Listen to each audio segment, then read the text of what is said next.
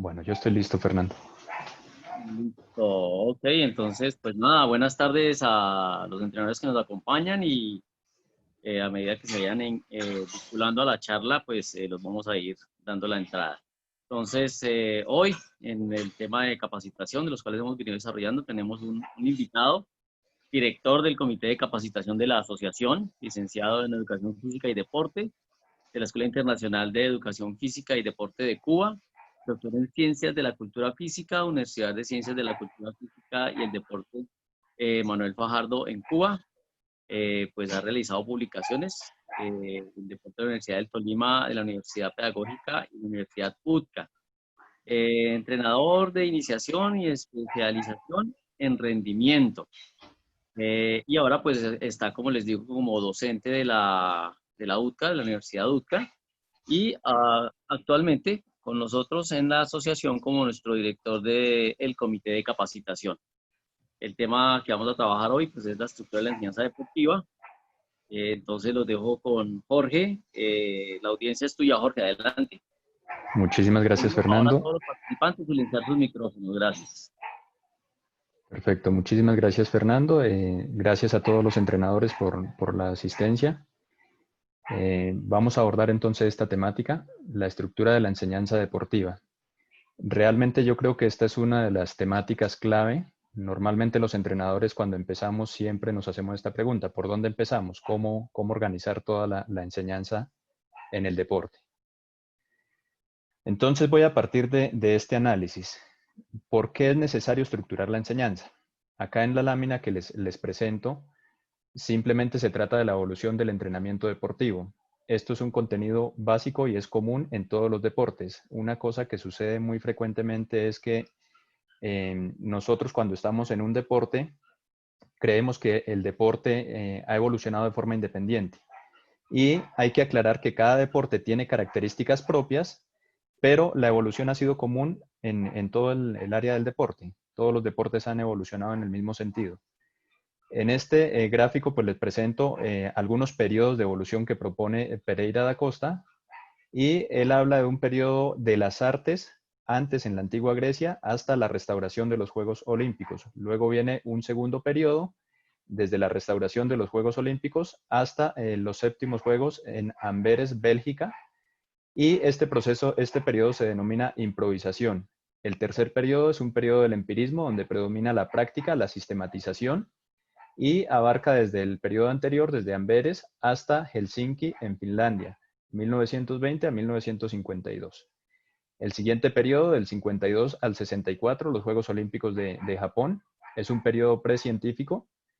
Luego viene un periodo científico desde Tokio hasta los Juegos Olímpicos de Moscú en 1980.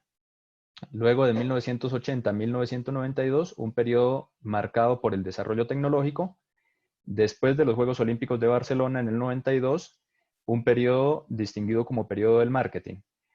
Básicamente, ¿qué características tiene cada periodo? El primero, pues obviamente una práctica donde básicamente estaba ligada más a la cultura, donde los deportistas eran considerados semidioses. Recordemos que en la antigua Grecia los Juegos Olímpicos pues eran ocasión para detener las guerras, y los periodos pues se contaban por esos Juegos Olímpicos cada 4 años, que es lo que se denomina una Olimpiada. Ya en la improvisación, entonces empiezan las primeras prácticas de entrenamiento deportivo, por decirlo de alguna manera, una forma organizada. Los mismos griegos utilizaban las tetras, que eran planificaciones de 4 días de entrenamiento para esos deportistas considerados semidioses. En estos primeros periodos, ¿cuáles eran las características? Que fácilmente un deportista podía competir en varios deportes al mismo tiempo y obtener elevado rendimiento en varios deportes. Ya cuando empieza todo este periodo científico, pues están marcados sobre todo por la influencia de las ciencias aplicadas al deporte, la fisiología, la biomecánica, la psicología, todas estas ciencias que empezaron a apoyar el desarrollo del entrenamiento deportivo. El periodo tecnológico, pues el desarrollo de los materiales, las tecnologías para el juzgamiento, para el mismo entrenamiento, marcó todo este periodo de 1980 a 1992, toda esa explosión tecnológica que hubo. Ya los últimos años, pues los juegos han estado marcados específicamente por el marketing. Vemos que muchos de los reglamentos en los deportes se han reestructurado precisamente por la influencia que tienen en la televisión. O sea, un deporte que no sea atractivo para la televisión, lamentablemente no tiene mucha oportunidad de desarrollo. Y pues nos encontramos en el periodo actual, 2000 a 2016. Este año era año de Juegos Olímpicos, pues la situación que estamos viviendo lo obligó a moverlo para el 2021. Bueno, así este contexto general, porque debemos reconocer esa forma de desarrollo y lo voy a llevar ahora al tenis. En el tenis, pues yo destaco 4 aspectos importantes que han marcado el desarrollo desde mi perspectiva. Uno, pues el origen, el tenis moderno que lo marca este señor, Walter Clopton, en 1873, quien es el que propone las reglas del juego de tenis en específico, apoyado en unos juegos antiguos de los griegos. Bueno, el origen antiguo pues no es muy claro. Algunos dicen que es de origen griego, otros dicen que es de origen egipcio, otros de origen árabe, incluso francés. Bueno, en eso no hay acuerdo. Casi ninguna de las fuentes consultadas tiene acuerdo en eso. Incluso en América también habían unos juegos parecidos. Por eso no hay acuerdo en cuál es el origen real del tenis. Pero sí, en el tenis moderno, pues todo el mundo está de acuerdo en que fue Walter Clopton quien desarrolló el juego. Ya a nivel competitivo, pues los importantes eventos que han marcado ese desarrollo del tenis, el establecimiento de los primeros campeonatos, Wimbledon, que es el más antiguo, el más enigmático, por decirlo de alguna forma.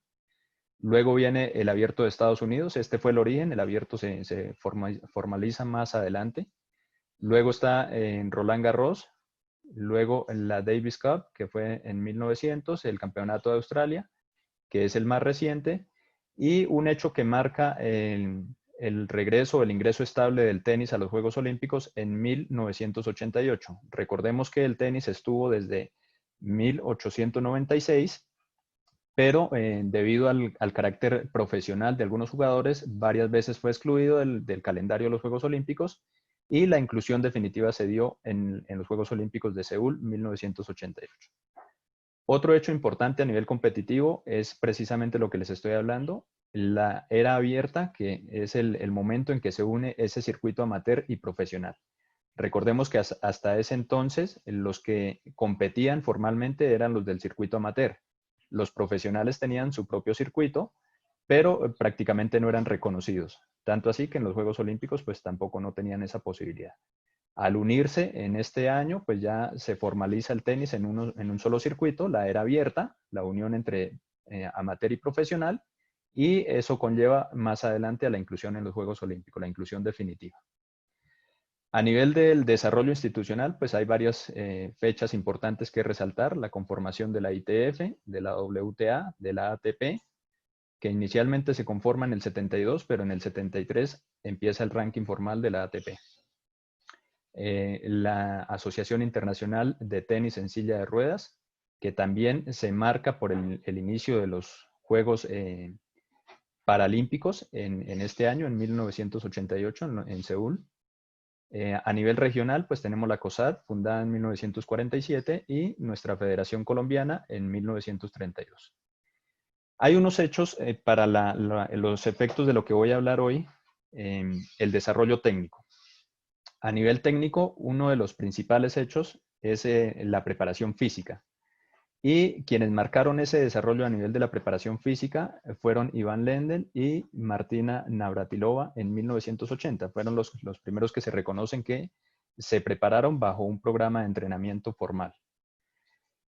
Otro hecho importante asociado a lo que vimos al inicio en el desarrollo normal del deporte es el desarrollo tecnológico. Y el desarrollo tecnológico especialmente marcado en el material de las raquetas. Más o menos en 1950 se empiezan a utilizar los primeros materiales diferentes a las raquetas de madera, que primero fueron en metal, en aluminio, y a partir de 1990 empieza la fabricación en grafito y todos los derivados que conocemos hoy, las fibras de carbono, bueno, todas las aleaciones.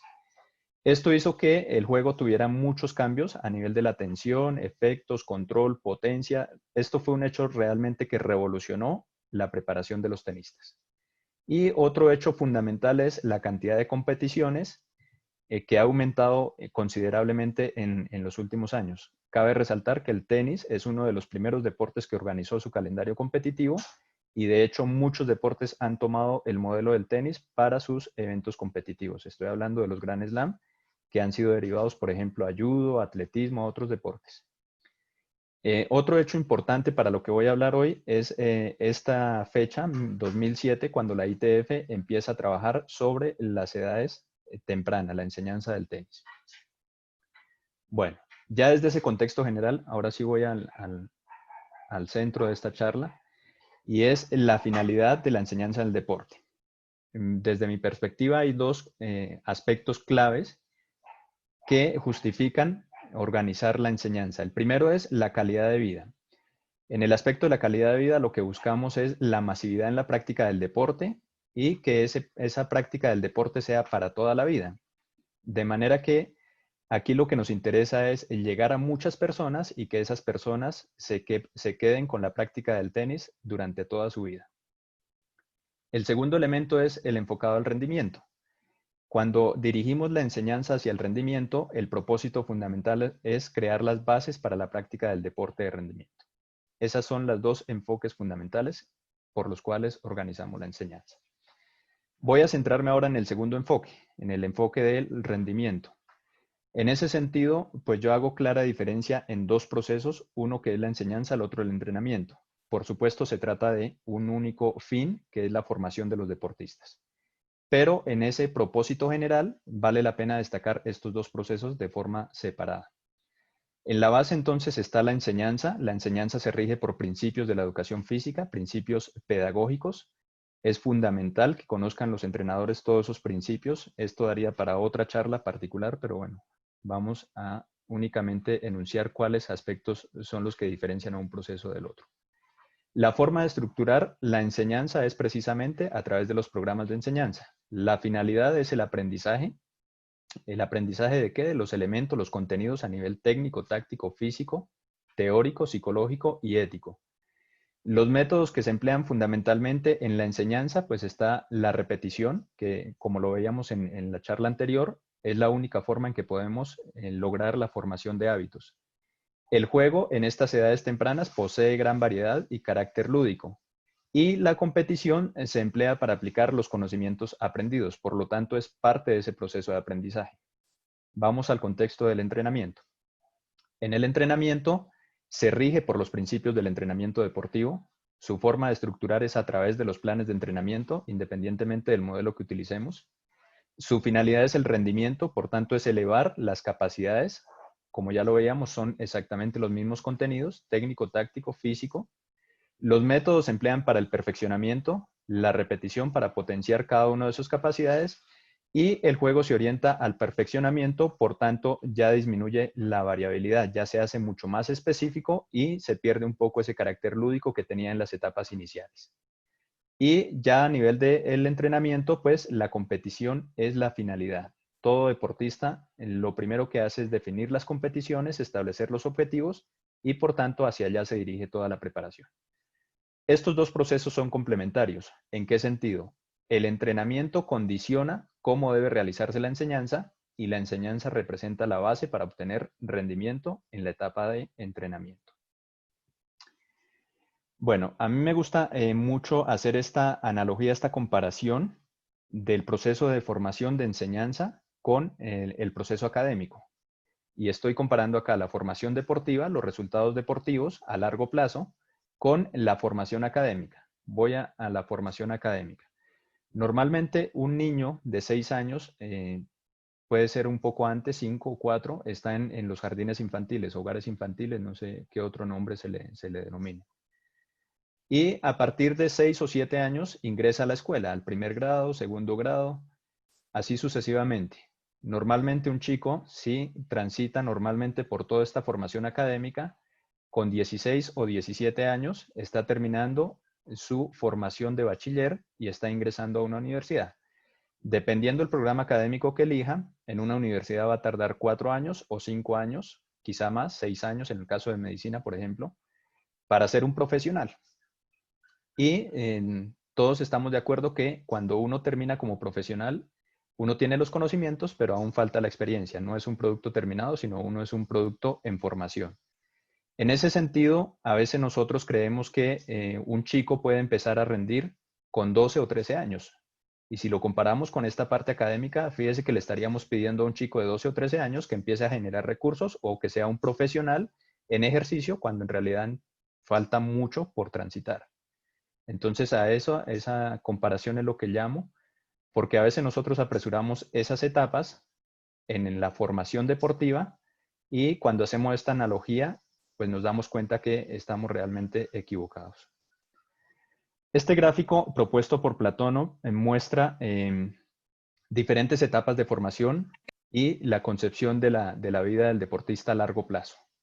Acá se identifican 7 etapas fundamentales, incluida el desentrenamiento o retiro progresivo de los altos logros. Y básicamente lo que se evidencia es cómo cambian cada una de las preparaciones a medida que avanza. En las etapas iniciales predomina la preparación general, un poco la específica, pero esa relación se va invirtiendo a medida que el deportista avanza. Normalmente esta formación tardaría unos 15 a 20 años como mínimo para alcanzar estas etapas de máximos resultados. Ya en esta etapa de conservación de la maestría hay algunos deportistas privilegiados que pueden durar, quizá el caso de Roger, 20 años que lleva en el máximo nivel. Es un caso completamente excepcional, pero sabemos que la mayoría de deportistas pues no tienen esa fortuna. Hay muchos que, producto de una formación a veces apresurada, sufren muchas lesiones y eso disminuye las posibilidades de rendir en esas etapas. Bueno, haciendo una comparación o la estructura que yo les propongo para organizar la enseñanza en el tenis con esas etapas de vida deportiva y la forma de planificación para resumir un poco lo que llevamos hasta acá. Entonces, básicamente lo que yo he establecido es 8 etapas de formación, donde a partir de estas etapas que están en amarillo, pueden ser unas etapas donde ya empiece una especialización más marcada y pueden existir algunos resultados de nivel propios de esa categoría. Pero eso no significa que sea el propósito o el propósito final está en esta categoría superior que es en la profesional. De manera que las primeras etapas se programan o la enseñanza se organiza a través de los programas de enseñanza y en las categorías superiores lo que predominan son los planes de entrenamiento. Ya en el caso que yo les estoy mostrando acá, estos son macrociclos guiados por el modelo tradicional de Matveev. Pero pues los deportistas en dependencia de su nivel pueden elegir cualquier otro modelo de planificación. Yo realmente utilizo este porque es el que más o el que mejor resultados me ha dado, el que mejor se adapta para lograr una preparación a largo plazo. Entonces, la primera idea hasta acá es que el proceso de formación es a largo plazo, que la enseñanza lleva varios años y la formación de un deportista pues debe pasar por todas estas etapas. Haciendo la comparación, como nos gusta verla tradicionalmente en la pirámide deportiva, pues nosotros sabemos que la base está en estas edades, las edades tempranas, pretenis, 5 o 6 años, y luego van ascendiendo.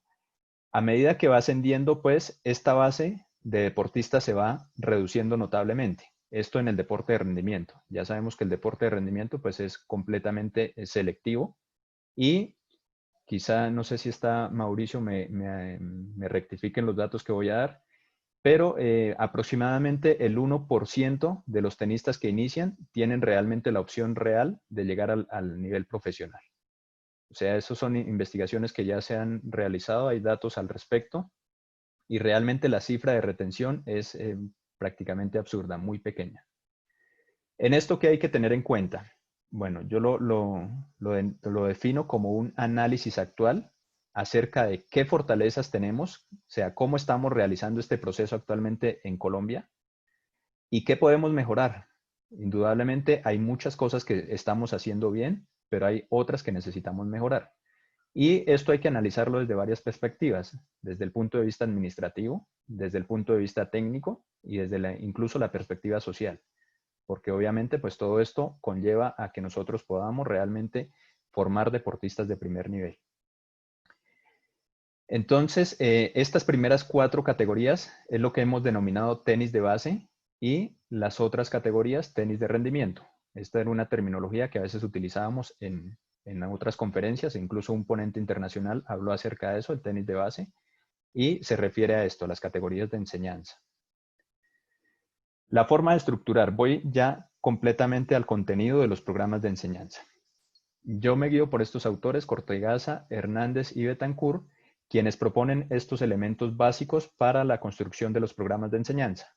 Lo primero, el programa debe tener una fundamentación, debe tener definidos unos objetivos, unos contenidos, que ya veíamos que esos contenidos eran la parte técnica, táctica, física.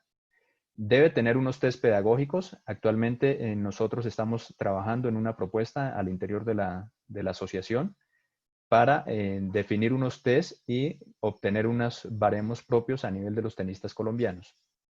Ya existe una base, pero pues realmente debemos perfeccionar este tema. Las frecuencias y tiempo y duración de las clases, la introducción progresiva adecuada de la competición y el sistema de evaluación y retroalimentación. Voy a explicar brevemente, pues esto daría para una charla completamente, pero la idea es que ustedes se lleven la base de cómo estructurar los programas, por tanto voy a pasar rápidamente por cada uno de esos elementos. En la conferencia anterior, el doctor Fernando nos hablaba de las categorías didácticas. Esas categorías didácticas deben estar presentes desde la planificación macro hasta la planificación micro. ¿A qué hago referencia? Desde los programas de enseñanza o desde los planes de entrenamiento, cuando nosotros estamos proyectando, debemos tener claro todo esto, los objetivos, hacia dónde se dirige la preparación, qué contenidos debemos trabajar de acuerdo a la edad, a las exigencias propias de la categoría, qué métodos utilizar adaptados a esa edad, qué medios son los más adecuados para esa edad, qué formas organizativas y qué evaluación implementar. Esto aplica tanto para un proceso de enseñanza como para un proceso de entrenamiento. A nivel micro, ya les voy a mostrar cómo se evidencian cada uno de estos elementos. Por tanto, el entrenador debe tener claras estas categorías didácticas y saber que las debe planificar desde lo macro hasta lo micro. En el contenido de los programas de enseñanza, esto que les estoy presentando pues es una obra ya terminada. De hecho, hay un libro publicado de nuestra autoría que se llama Enseñanza del tenis de base. Y lo que les voy a contar es qué contiene cada una de estas categorías. En cada categoría, pretenis, minitenis, exploradores, transición. De hecho, les voy a contar que cuando estuve elaborando este trabajo, esto es parte de mi tesis doctoral, una de las sugerencias de los miembros evaluadores es que yo tenía que centrarme en una sola categoría. Por supuesto, yo tenía la ambición de completar todo el proceso. Para mí no era suficiente una sola categoría. Eso me llevó grandes inconvenientes a nivel de la estructuración de mi tesis, pero al final logré aceptar que me incluyeran las 4 categorías. Y estas 4 categorías, realmente cada uno de estos elementos fue elaborado con ayuda de especialistas desde el punto de vista metodológico y desde el punto de vista práctico. Estoy hablando del año 2010 a 2016 y en todo ese proceso tengo que reconocer que la principal ayuda la recibí de los entrenadores y doctores cubanos. Tanto así que este programa primero fue validado en la Federación Cubana de Tenis de Campo. Allá pues tuve la oportunidad de contactar con todos los entrenadores que hacen parte de ese equipo, más o menos 6 entrenadores, más la psicóloga, y ellos evaluaron cada uno de los contenidos que se propone en este programa. Entonces, cada categoría contiene un objetivo, unos objetivos específicos para la edad, porque si se daban cuenta, el pretenis incluía 5 y 6 años, 7 y 8. Es decir, además de la categoría, tenemos los objetivos para cada edad, para 5 o para 6. Tenemos los contenidos distribuidos por cada año de la preparación, los tipos de ejercicios, una distribución en porcentaje de los contenidos, que en esto voy a hacer un paréntesis. En una de las preguntas que le hicimos a David Sanz al respecto de esto, porque él propone algo similar a esto que yo les estoy presentando hoy, es el tenis por etapas. La diferencia, pues, les voy a decir que esta obra que yo les estoy presentando fue publicada en el 2017 y Tenis por etapa fue publicada en el 2019. Es decir, esta obra fue anterior. Él realmente decía que no se atrevía a proponer algunos porcentajes. Yo realmente sí lo hice. Él decía que no conviene porque cada deportista pues, se desarrolla de forma diferente, eso es lógico, pero a mí me pareció más conveniente establecer unos modelos por lo menos recomendados para una media general y a partir de ahí el entrenador tenga herramientas para adaptarlo a las condiciones de cada niño. La asignación del tiempo necesario a los contenidos, pues ya les voy a mostrar cómo se hace esta asignación del tiempo. Y también se describen algunos métodos y medios fundamentales para desarrollar esos contenidos propuestos. También en cada una de estas categorías se dan unas indicaciones metodológicas. Estas indicaciones son recomendaciones acerca del desarrollo adecuado de este programa. Aquí viene un ejemplo de los objetivos. Entonces, objetivos específicos para los niños de 5 años por cada uno de los componentes a nivel físico, a nivel técnico, a nivel táctico, a nivel psicológico, a nivel teórico, a nivel ético. ¿Qué quiere decir esto? Que nosotros realmente tendremos definido con claridad qué debemos cumplir en cada una de las etapas. Acá yo hago siempre un cuestionamiento con los entrenadores y es, haciendo de nuevo la analogía con la parte de la formación académica, nosotros cuando empezamos con nuestros hijos en el primer grado, en la escuela, sabemos qué contenidos van a haber en matemática. En segundo grado también lo sabemos. Y yo les decía, ¿cuál es la diferencia con el tenis? El tenis tiene que ser lo mismo. Nosotros debemos llevar una enseñanza programada, un aumento gradual de las exigencias que garantice un adecuado desarrollo del niño a nivel de cada uno de estos componentes. Voy acá a mostrarles una distribución de los contenidos. A ver si...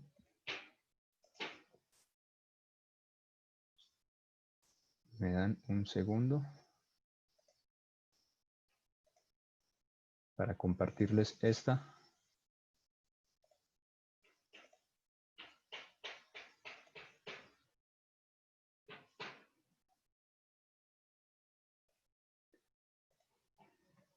Perfecto. Me confirman, por favor, si les aparece en pantalla. Sí, ¿Cuál es la Jorge, ahí está. diferencia? Perfecto. ¿Cuál es la diferencia realmente? Si nosotros vemos, esto es una programación en el tiempo de cada uno de los componentes a nivel físico, técnico, que lo encontramos acá en la columna, a nivel táctico, a nivel psicológico, a nivel teórico, a nivel ético. Entonces, la idea es hacer una distribución de estos contenidos en el tiempo. Ya veíamos que cada uno de estos programas se establece para cada una de las edades, por tanto, corresponde al calendario del año, a los meses. Esto representa el inicio y la C representa la continuidad de cada uno de esos contenidos.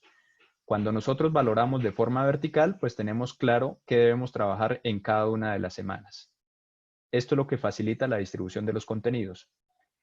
En su estructura se parece un poco a los planes de entrenamiento. ¿Cuál es la diferencia con los planes de entrenamiento? Que en los planes de entrenamiento nosotros dosificamos por volumen e intensidad. En los programas de enseñanza lo único que hacemos es distribuir los contenidos de una forma lógica que garanticen una continuidad en el aprendizaje, que permitan llevar un incremento progresivo y sobre todo garantizar la enseñanza de esos o el dominio de esos elementos a nivel de los niños. Este programa que les estoy presentando acá viene para cada una de las categorías. Viene para mini tenis, para exploradores, para transición, cada una de las categorías. Voy a retomar acá la presentación.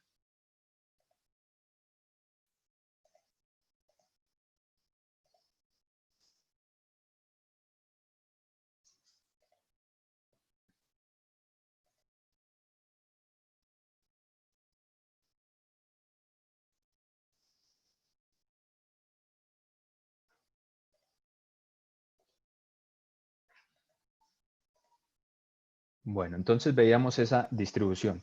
Realmente no puedo detenerme a explicar cada uno de los programas porque nos llevaría demasiado tiempo y pues realmente hay que dar paso a otros contenidos.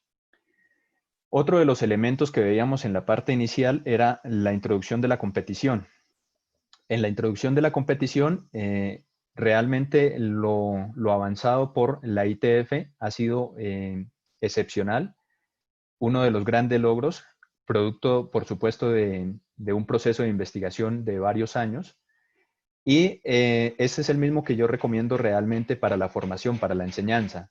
De manera que se utilice el tamaño de las pelotas, el tamaño de la cancha, la altura de la net y las raquetas adaptadas a las posibilidades de los niños. Esto va a garantizar, pues obviamente, el aprendizaje, el aumento gradual de la exigencia, fíjese cómo cambian las distancias, el bote de la pelota, y yo sé que la mayoría de entrenadores pues ya son muy conscientes de por qué hay que realizarlo, pero les decía que este es uno de los principales hechos que ha marcado el desarrollo del tenis, ya que en épocas anteriores, pues obviamente únicamente se utilizaban los materiales convencionales, la altura de la net convencional, incluso la medida de la cancha convencional. Algunos entrenadores un poco adelantados a su época, veía la vez pasada la ponencia que hacía el profe Muñoz de Cúcuta, y él nos decía que él sí, desde mucho antes del 2007 ya empleaba esta metodología o esta forma de enseñanza, ya lo había incorporado, y él atribuía parte de su éxito a esta forma de organizar la enseñanza. Voy ahora con el sistema de evaluación. Veíamos que una de las formas de evaluar el rendimiento de los niños o el aprendizaje de los niños es a través de los test. En eso estábamos definiendo pues con el grupo, con los entrenadores de la asociación, unos test y adaptarlos a cada una de estas edades. En el programa que yo elaboré, pues obviamente hay una propuesta de test. Yo sé que eso se debe perfeccionar. De hecho, la forma como funcionan los programas es que cada 4 años se revisan, se actualizan de acuerdo a los cambios que existen en el reglamento y en las exigencias del deporte, y por tanto es necesario revisar todos esos sistemas de evaluación propuestos. Acá les estoy mostrando el sistema de evaluación para la implementación del programa en general, no de un año, no de una categoría, sino del proceso en general. Parto del modelo propuesto por Brotons en 2005, donde él dice que lo primero que se debe hacer es definir unos objetivos generales de la organización deportiva. Y aquí en esta organización deportiva, ustedes pueden colocar su escuela, pueden colocar el club, una asociación, una federación, depende del nivel de la organización. Esto es indiferente, una academia, cualquier tipo de organización deportiva. Después viene el programa, lo que les estaba mostrando, el contenido de cada una de las categorías, y la evaluación debe hacerse de forma independiente para cada categoría. Básicamente hay 4 momentos fundamentales para hacer esta evaluación. Un primer control, que es la observación a unidades de clase. Este realmente se hacía cada 2 semanas, y le estoy diciendo que se hacía así porque este programa ya fue implementado y de hecho actualmente se sigue utilizando, es el que se desarrolla actualmente. Estas unidades de clase, esa observación, ¿cómo se hacía? Teníamos un grupo de entrenadores, nos rotábamos las fechas para hacer las observaciones, y a partir de una guía de observación, cada entrenador analizaba una parte de una sesión de otro entrenador que era el seleccionado para realizar la clase durante ese día. Esto realmente aporta un valor increíble a la formación de los entrenadores, porque les permitía reconocer sus fortalezas y debilidades al momento de impartir las clases en cada una de estas categorías, y les permitía corregir. ¿Cómo funcionaba? El entrenador realizaba su clase, sabía previamente qué le íbamos a evaluar, por tanto entregaba una clase planificada, y a partir de eso nosotros hacíamos el acompañamiento. Luego, al finalizar, se reunía todo el grupo, evaluadores y evaluado, se hacía una retroalimentación y se firmaba incluso un acta de compromiso del entrenador hacia aquellos aspectos que debía mejorar. Este era el primer control y es la base fundamental para el perfeccionamiento de cada entrenador. El segundo control consiste en un informe del programa y la consecución de metas. Este informe se entrega de manera trimestral. Esto realmente está muy fundamentado en lo que yo les decía en la formación académica. Si ustedes ven, en la escuela a los niños les entregan el corte del primer periodo, el segundo periodo, y uno sabe cómo va el niño, sabe en qué tiene fortalezas, debilidades y en qué debe actuar de forma inmediata. Por tanto, no esperamos el año para decirle al papá o a la mamá, mire, su niño realmente está muy débil en matemática o está muy débil en educación física y perdió el año. Pues no vamos a hacer eso. Lo ideal es que eso se haga de forma periódica. El tercer control incluía la entrega de metas de ese programa. Por tanto, esto se hacía de forma simultánea. El control 2 y 3 se hace de forma simultánea. Ustedes se pueden estar imaginando en este momento que eso implica pues más trabajo para el entrenador.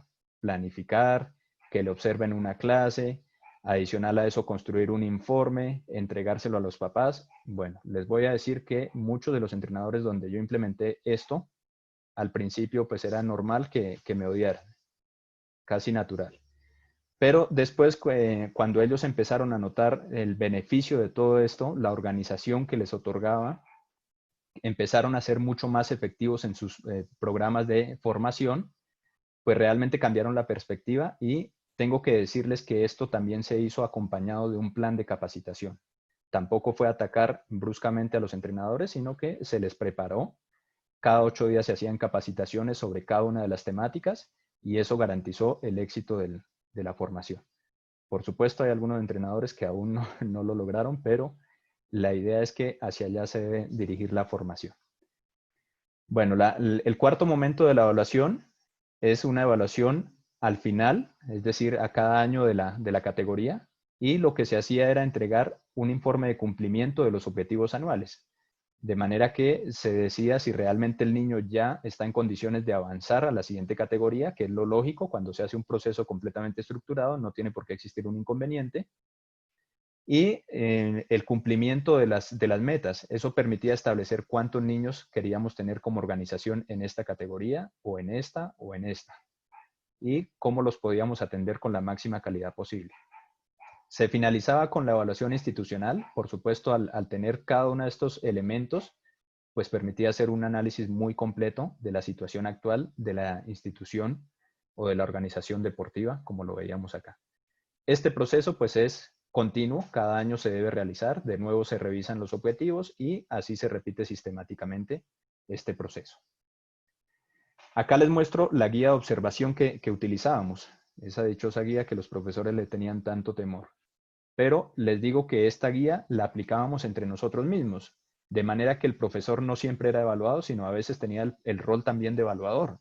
Y eso le permitía incluso identificar en otros quizá los errores que él pudiera estar cometiendo. Muy sencilla, lo dividíamos en las partes iniciales, la presentación, si realizaba una adecuada presentación de la clase, si orientaba el objetivo de forma adecuada. Esto parece irrelevante, pero déjeme decirle que la presentación es fundamental. Saludar a los niños, preguntarles cómo han estado, qué han hecho en el colegio, si tiene algún problema a nivel familiar, alguna preocupación, si tiene algún examen, cuando están en la etapa de adolescencia, las relaciones afectivas, todo esto desestabiliza y a veces uno cree que esto es irrelevante, pero nosotros valorábamos eso, que el entrenador tuviera ese primer momento de contacto, que realmente se interesara por el aspecto de la persona, del niño. Luego la orientación del objetivo de la clase, la forma adecuada del calentamiento, que realizara el calentamiento adecuadamente. Luego en la parte principal, la explicación y demostración de cada uno de los contenidos, si realmente existía correspondencia entre lo que estaba realizando y lo que había dicho que realizaba, qué métodos utiliza y si utiliza la corrección de errores. En la parte final, si realizaba vuelta a la calma y un análisis de la clase. Acá pues está la clave evaluativa, cómo se valoraba cada uno de estos contenidos. Como les digo, al final lo que hacíamos era reunirnos, le explicábamos a cada entrenador por qué obtenía cada calificación y eso hacía que el entrenador incluso se comprometiera y decía, sí, yo reconozco, realmente me equivoqué ahí y en la próxima ocasión que ustedes me observen en una clase, estoy seguro que voy a superar ese elemento. Este es un modelo de unidad de clase. Yo sé que ahí cada entrenador diseña su propio modelo. Lo que voy acá es a los elementos que les dije al comienzo. Cómo materializar las categorías didácticas en la unidad de clase, en la sesión. La sesión es el momento donde la teoría y la práctica se encuentran. Por tanto, es fundamental llevar un control escrito de cada sesión. y en cada sesión aparecen esos elementos. Fíjense, los objetivos, los contenidos, los métodos, la forma organizativa, los medios.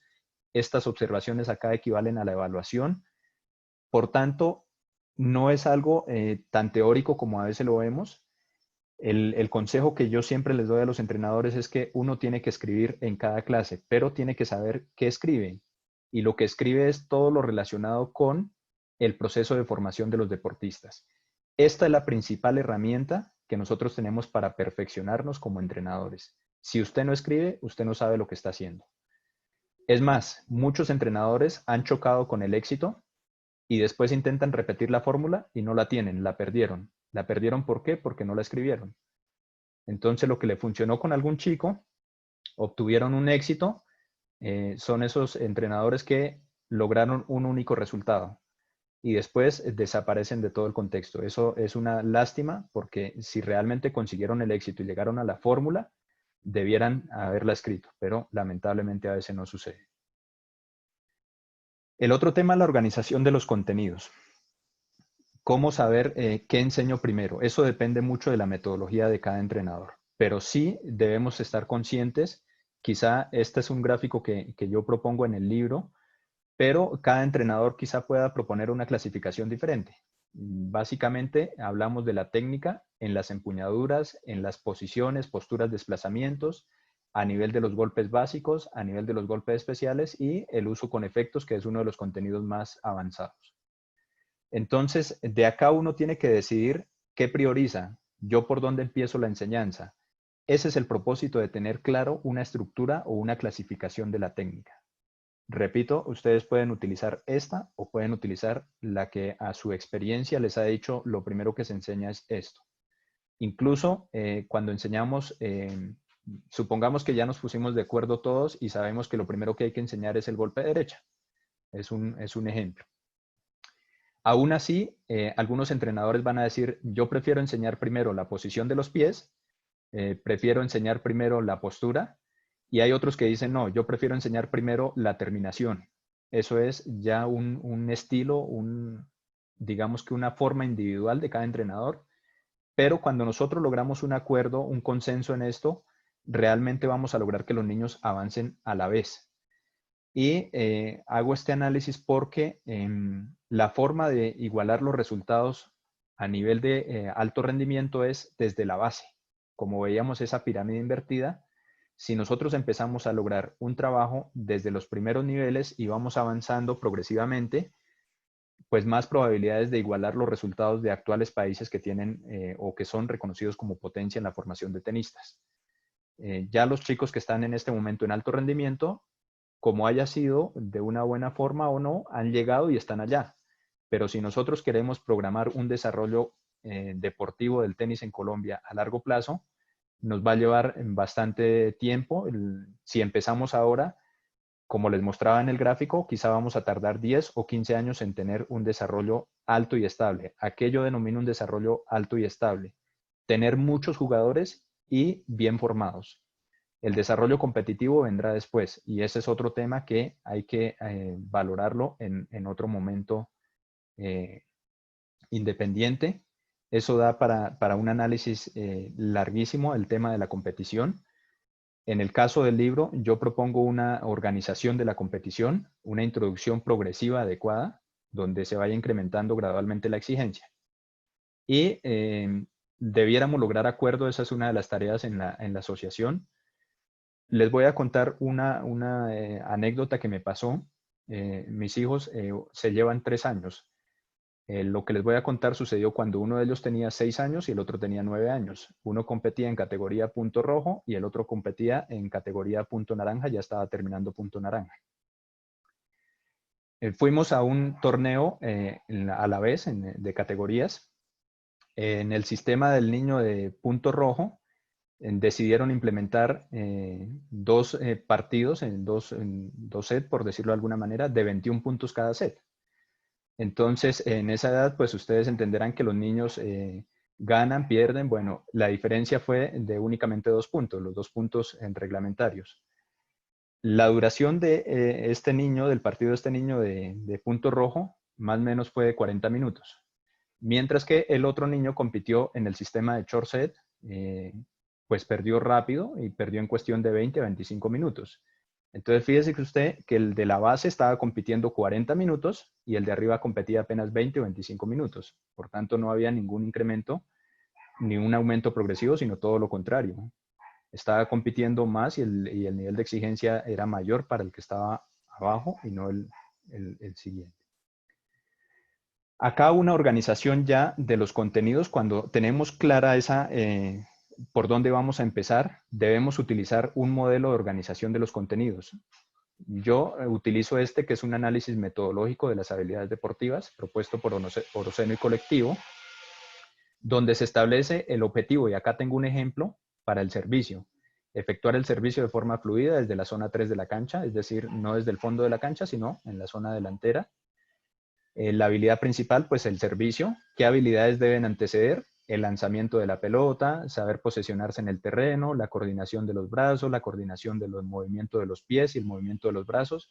Toda una serie de habilidades que hay que desarrollar previo a introducir un elemento como es el servicio. ¿Qué capacidades se necesitan? A nivel condicional, la fuerza de piernas, la fuerza de los brazos, del core, del nivel abdominal, de la espalda. También se necesita rapidez de movimiento. A nivel de las capacidades facilitadoras, acoplamiento, dirección y regulación del movimiento, equilibrio. ¿Qué conocimientos teóricos? Las reglas del servicio. El niño debe tener claro cómo funciona el servicio e incluso una técnica y táctica básica de ese servicio. Desde estas edades, desde 4 o 5 años, desde que se inicia, el niño debe tener claro para qué se hace un servicio. Y ya aquí viene la sistematización de ejercicios. Por ejemplo, el lanzamiento de la pelota hacia el otro campo, hacia el terreno contrario, hacia alguna dirección específica, haciendo la imitación del movimiento. Luego se puede hacer el movimiento únicamente con la pelota, es decir, se puede golpear con la propia mano, haciendo que la mano es la raqueta. Luego sí se introduce la raqueta y se puede introducir primero con un agarre corto, luego ir bajando progresivamente el agarre. Bueno, eso ya depende del nivel del dominio de cada niño. ¿A qué voy con esto? Que debe existir un orden lógico, una estructura lógica para organizar cada una de la enseñanza de los elementos. Si yo hiciera una pregunta en este momento a cualquier entrenador y les digo cuántas repeticiones son necesarias para aprender una derecha o un revés o un servicio, seguramente muy pocos van a tener un argumento para decir se necesitan 300, se necesitan 500 o se necesitan más repeticiones. Por supuesto, esto varía con las condiciones de cada niño, pero cuando nosotros organizamos toda esta enseñanza de forma adecuada, vamos a tener valores más claros al respecto.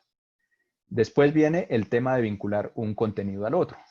Y ya superamos un proceso que era cómo enseñamos un solo elemento y luego es cómo vamos vinculando a ese elemento otros elementos, porque lo lógico es que no nos quedamos en un solo elemento técnico, sino como se trata de un juego, debemos enseñar varios elementos técnicos. Entonces acá lo que hacemos es, partiendo de los ejercicios propuestos en el gráfico anterior, empezamos a unir una clase con la otra, la clase número 1, la clase número 2 y ya los demás elementos pues vienen definidos con la unidad de clase, el objetivo, los contenidos, los métodos, qué indicaciones metodológicas se utilizan. Esto, la primera vez que uno lo hace, le parece una tarea súper tediosa, le parece infinita que no va a terminar, pero después que usted lo hace una vez, cuando uno sube la montaña una vez, la sube varias veces. Y ya después usted le agarra la habilidad a esto y es increíble lo que le aporta para su desarrollo como entrenador. Por último, voy a hablar sobre los participantes en el proceso de formación deportiva. Esta relación que se muestra acá, profesor o entrenador con alumno deportista, en esta disposición está de forma vertical, ¿no? Esta relación va cambiando a medida que el deportista va avanzando en las categorías de formación. Al final, esta relación incluso se vuelve horizontal. Sigue la comunicación en doble vía porque es fundamental, tanto de entrenador a deportista como deportista a entrenador, pero ya el deportista pasa a nivel de el entrenador. Sin embargo, lo presento así porque en las etapas iniciales, sí o sí, el profesor o entrenador es quien tiene el liderazgo. Es el líder de todo el proceso. Es quien tiene el conocimiento, es quien sabe organizar todo esto que estamos hablando hoy, la ¿Cuánto estructura vale? de la enseñanza, y por tanto va a estar en la parte superior. El deportista, pues obviamente es la persona que está aprendiendo, sobre todo si hablamos de niños, y lo único que deben hacer es dejarse guiar por ese proceso, por esa experiencia que tiene el Venga, profesor. miramos. No, baja. Luego voy acá con... Baja porque esto se nos sale el Hay, presupuesto. hay un micrófono abierto, si podemos cerrarlo, por favor. Ya. Voy acá con una temática que nos hablaba Wilson. Wilson nos insistía mucho en la necesidad de contar con un equipo donde cada uno aporte desde su especialidad a la formación de los deportistas. Y esto debe estar realmente desde la base. Nosotros debemos no esperar a que el deportista tenga los máximos logros para tratar de implementar un proceso como esto, porque ya no va a ser posible. De hecho, las grandes bases se construyen en estas edades tempranas, como yo les decía. Entonces, un médico que nos guíe en todo ese proceso, que nos dé la confianza de saber cuál es el efecto interno de cada una de las cargas de entrenamiento o de aprendizaje que nosotros realizamos en los niños, que detecte los problemas en el momento ideal y se puedan implementar las correcciones necesarias.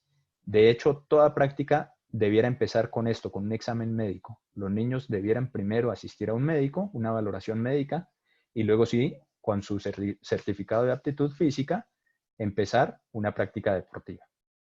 Se debe contar con un fisioterapeuta, es fundamental el tema de, en edades tempranas, sobre todo el tema de postura, es fundamental. El tenis es un deporte unilateral y eso crea varios desbalances musculares. Entonces, a nivel de fisioterapia, y de hecho la preparación física se encarga de eso, prevenir precisamente eso, que el niño desarrolle una descompensación que vaya a afectar primero su calidad de vida y segundo su rendimiento como deportista. El psicólogo veíamos la importancia, ya de hecho hemos invitado a varios ponentes acerca del tema psicológico y creo que para todos hay claridad en que esta parte psicológica debe acompañar todo el proceso desde edades tempranas.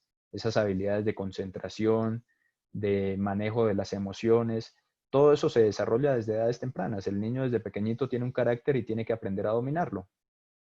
Después, en la escuela y la familia son instituciones, son influencias que van a intervenir para bien o para mal.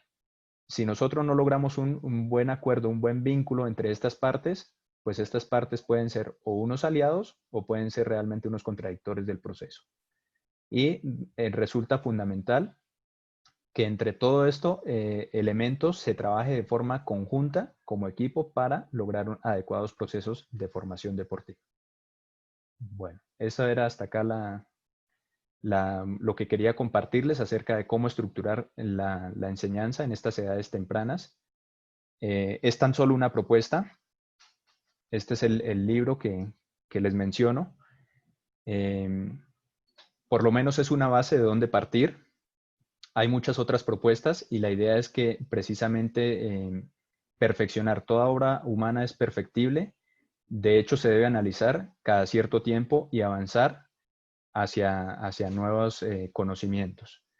Entonces, parte de mi obra se las he presentado hoy. Ojalá les sea de utilidad. Y pues tienen mi contacto para cualquier duda. En este momento pues doy paso a las preguntas que puedan existir. Bueno, Gato Jorge, Borré. muchas gracias. Antes de iniciar con las preguntas, un momento, yo estoy moderando la charla. Quien vaya a hacer una pregunta, ya levantamos la mano o la escribimos al chat.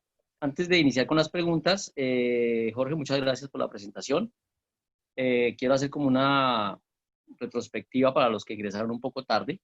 Entonces vemos como lo importante de organizar la práctica de nuestro tenis. Es importantísimo poder organizar esa práctica.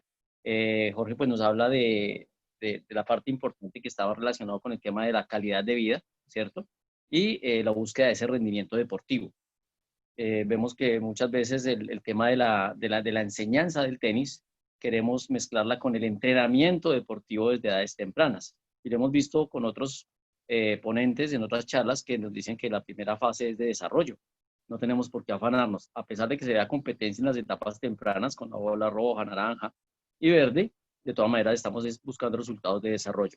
Ya en el entrenamiento, que ya es más específico, donde se busca la especialización del deportista, ya el desarrollo, digámoslo, se pasa a la competición. ¿Qué resultados queremos de competición? Algo importante que nos llama la atención aquí es el tema de la formación académica.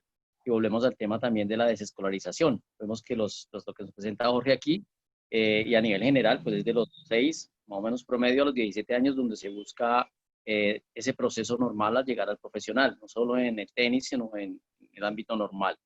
Y algunos nos estamos afanando, como decía Jorge ahí, ya queremos que a los 14, 15 años sean profesionales. Hay casos excepcionales, jugadores profesionales que han llegado a ganarse grandes torneos importantes a los 15, 16 años, ¿sí? Como en el caso de Boris Becker, que se ganó un torneo a los 15 años, o sea, pero son casos excepcionales, o sea, no ¿cuántos Boris Becker hay? Entonces hay que tener en cuenta eso. La parte de las etapas, me parece muy importante que las tengamos en cuenta. Jorge aquí nos habla de 8 etapas, donde trabajamos las primeras que son los programas de enseñanza, es un programa general, y ya después sí viene el tema de planificación. En el tema de planificación hay bastantes modelos, hay métodos contemporáneos, hay métodos tradicionales, pero llegar a uno solo, como dice Jorge, lograr una planificación estructurada para nivelar esto, pues es un poco complicado y se puede tomar de todos una parte. Con el tema del análisis, lo que tenemos nosotros en el tenis actual que estamos viviendo, me devuelvo a la charla de Fernando Cote, donde hablaba sobre el tema de la parte de la neurociencia. Entonces es importante que si todo este proceso de desarrollo se logra desde la neurociencia, complementando con todo esto que nos presenta Jorge, podemos evitar esa deserción temprana y aumentar esos porcentajes de número de profesionales que podemos desarrollar. Importantísimo, clave, el tema de estructurar los programas, de darle sus objetivos, sus contenidos, sus métodos, todo este tema es importante.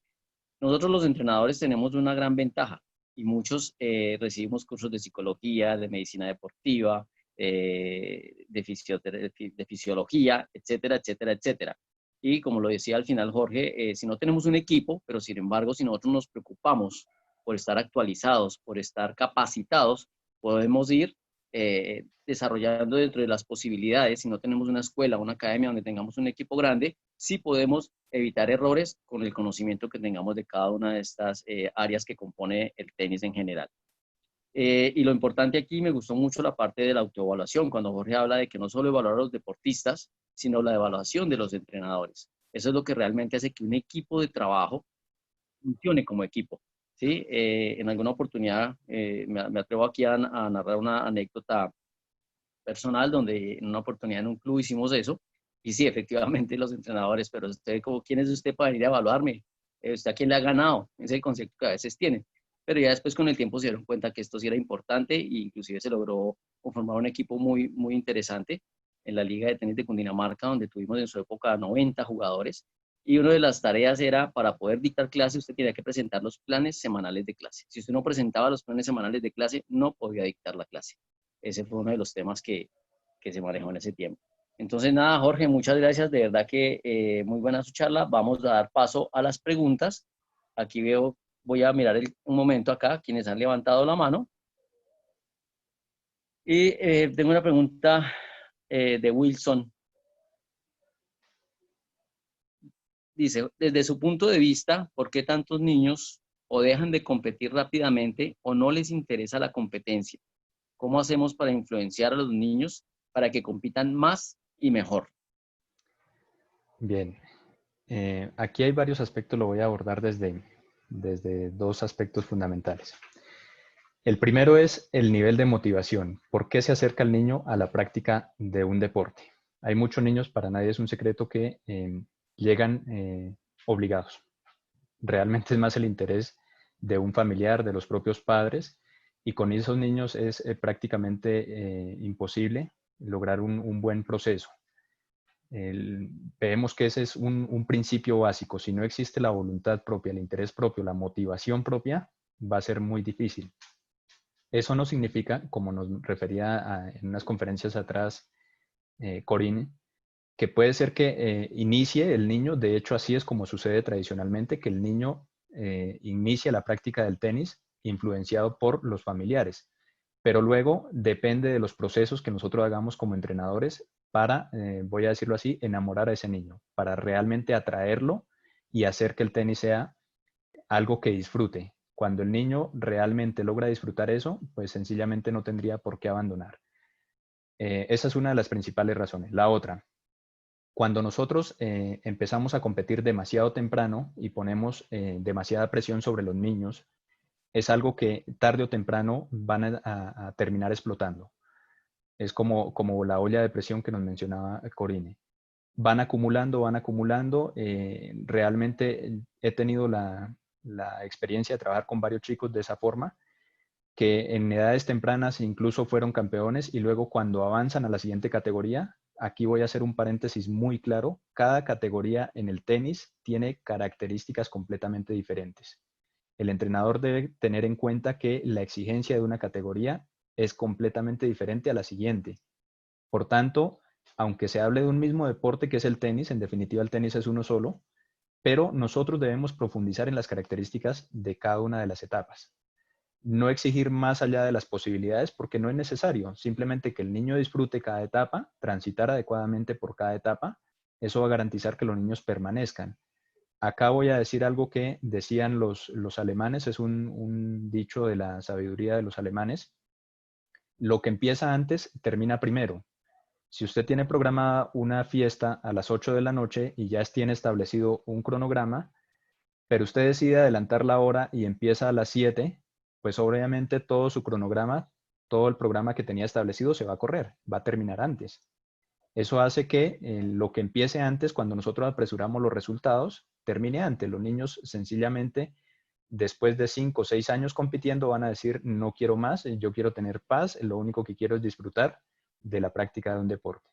Para mí, esos son dos de los aspectos más influyentes para que un niño abandone la práctica del tenis. Bueno, muy bien, Jorge, gracias. David Alexander está levantando la mano. Entonces, adelante, David, y levantan la mano, por favor. Buenos días, ¿me escuchan bien ahí? Perdón, buenas tardes. Sí, se te escucha bien. Gracias de antemano al profe Fernández y al profe Jorge, muy buena su ponencia, la verdad que muy interesante. Pues la pregunta que yo le quería hacer al profe Jorge es pues, basada en una experiencia que le escuché en alguna oportunidad a Marcelo Gómez, que, un entrenador argentino muy importante, formador de Juan Martín del Potro, entre otros tenistas. Él decía que él hacía la comparación de dos tenistas que él pudo formar, un Juan Mónaco y Juan Martín del Potro, y comentaba que con Juan Mónaco lo tenía jugando en cada una de las categorías que le correspondía y no tenía problema, y cuando lo subió de categoría empezó a perder y eso psicológicamente lo afectó. Mientras que en el caso de Juan Martín del Potro siempre lo tuvo jugando en categorías superiores a las que él estaba, a pesar de que siempre perdía. Yo le iba a preguntar si usted considera que eso es correcto, subir a un deportista de categoría, ahorita que usted estaba hablando del tema de las categorías, o considera que es mejor que se mantenga en la categoría en la que le corresponde, tanto desde lo físico como desde lo psicológico, porque pues yo me imagino que a El Potro eso lo pudo haber afectado en su desarrollo a futuro, porque pues a pesar de que fue un gran campeón, pues constantemente vivió con el tema de las lesiones. Entonces le pregunto por esos dos aspectos. Muchas gracias. Bien, de acuerdo, mira. Cuando hay esos chicos que realmente tienen esas capacidades excepcionales, ese talento superior a su categoría, que uno sabe que realmente en su categoría gana muy fácil, yo realmente recomiendo que también se vincule a eventos competitivos de la categoría superior. Por supuesto hay que garantizar toda la integridad, ¿no? Que el niño tenga las bases para hacerlo y sobre todo que tenga una experiencia agradable. Si nosotros apresuramos ese proceso, es más ir con objetivos claramente definidos. Hacerle entender que las exigencias van a cambiar en esa nueva categoría, que no es lo mismo que la categoría que él está, pero que eso le va a aportar a su desarrollo deportivo. Y sobre todo que en el tenis, más que en cualquier otro deporte, hay que habituarse a convivir con la derrota. Esto lo han dicho los entrenadores, los deportistas de máximo nivel hasta el fin, hasta el cansancio. El problema es que nosotros nos imaginamos que todo debe ser ganar y realmente lo que yo les decía, las estadísticas son prácticamente absurdas. O sea, un 1% de toda la población que inicia, pues eso es prácticamente un fracaso. Por eso les decía que no debemos centrarnos únicamente en el entrenamiento, sino que también hay la opción de la práctica para toda la vida. Y eso es uno de los indicadores que marca también el desarrollo de un sistema deportivo, cuando hay muchos jugadores, independientemente de que compitan o no. Entonces la recomendación es esa, subirlo a la categoría siempre que exista la posibilidad. Yo, desde el punto de vista de los contenidos, lo mantengo en la categoría. Si ya el niño realmente avanzó, superó todos los contenidos, no hay por qué retenerlo, hay que avanzarlo a los contenidos de la siguiente categoría. Para eso se debe hacer una evaluación, un seguimiento de todos los componentes, no solo el componente competitivo. Hay que valorar la preparación física, los contenidos técnicos, los contenidos tácticos, una evaluación integral, porque a veces nos dejamos guiar únicamente por el resultado competitivo y eso al final nos puede llevar a descalabros o a procesos errados. Entonces, depende mucho de las características individuales. Con algunos nos va a funcionar. Ejemplos de eso, como nos estás poniendo en el tenis, Cristiano Ronaldo en el fútbol, siempre fue un chico adelantado a su categoría y normalmente entrenaba con su categoría, pero los fines de semana lo ponían en los partidos con la categoría superior. Y eso le desarrolló a él su fortaleza mental. Él siempre estuvo habituado a competir con chicos de más edad. Y en otros deportes también conozco categorías o ejemplos similares. Yo tuve muy de cerca el proceso de Wilfredo León, el voleibolista cubano, lo conocí con 13 años, compitiendo en su categoría y esa misma semana compitió en la categoría de arriba y en las dos categorías un chico completamente por encima del nivel de cualquier jugador. Tanto así que a los 17 años pues fue el mejor atacador de la Liga Mundial de Voleibol. Entonces eso depende mucho de las características individuales. No quiero generalizar ahí, lo que quiero transmitir es que hay que evaluar cada caso por separado. Muchas gracias. Fernando, ¿me deja apoyar un poquito a Jorge ahí en el tema? Fer. Adelante, Wilson, y seguimos con otras preguntas de otros expositores. Adelante, Wilson. Es que ahí ese tema me toca a mí directamente como entrenador y quiero apoyar a los profes. A ver, lo primero, cuando yo hago una planificación, yo hago una planificación donde el niño tenga torneos que va a ganar, torneos que va a perder y torneos en que va a jugar en su nivel para que mantenga la presión. Eso es muy importante en la parte psicológica para que se acostumbren a la competencia. Por eso no es tan importante tener niños campeones de 12 años o de 14 años, porque los niños tienen que estar generando las actividades necesarias para competir. En el caso de los profesionales, cuando están haciendo el salto, también se hace lo mismo. Se hacen torneos en donde no tengo ninguna opción, pero me quiero medir, en donde yo voy a ganar con alguna tranquilidad o voy a jugar semifinales al menos, y torneos de su verdadera presión. Lo que nosotros acostumbramos a hacer mucho en Colombia es quitarle la presión al niño, quitarle la presión al entrenador, para que el niño al final, al final no se acostumbre a ganar. Y casos como esos tenemos muchísimos, en donde el niño se acostumbra a hacer buenos partidos y llega a 3-3, a 4-4 y la gente lo felicita porque era un niño mayor y al final no aprendió a ganar. El deportista de tenis, el competidor nato, es el que llega a 4-4, 5-5 y hace una diferencia en ese momento. Entonces nosotros a veces nos acostumbramos a que el niño juegue la categoría de arriba sin ninguna necesidad. Entonces generarle presión en las tres circunstancias es importante. Gracias, Jorge. Gracias, Fer. Gracias, profe. Gracias, Jorge. Gracias. En Muy esta parte que está tocando Wilson, también lo habíamos hablado en el encuentro anterior, que creo que es otra de las preguntas. ¿Cuánto debe competir un niño? Realmente, yo ahí voy a dar mi opinión muy personal al respecto. Nosotros en el programa proponemos una cantidad de torneos para cada una de las edades, que represente un incremento en la cantidad y en la calidad de esas competiciones. ¿Qué pasa? Que a veces valoramos muy por encima, muy a la ligera. Decimos, el niño ha jugado 30 torneos y en esos 30 torneos ha jugado 30 partidos. Significa que ha perdido en primera ronda todos los partidos, todos los torneos que hay. Pero hay la otra opción, el otro sistema que es round robin, donde el niño puede que juegue únicamente 5 torneos, pero en esos 5 torneos, si llega a la final en todos, completa 20 partidos.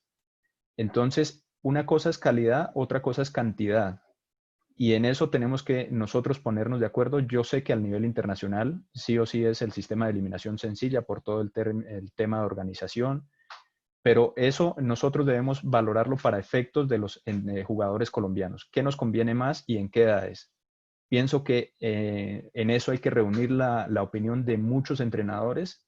Creo que es una de las tareas urgentes que tenemos.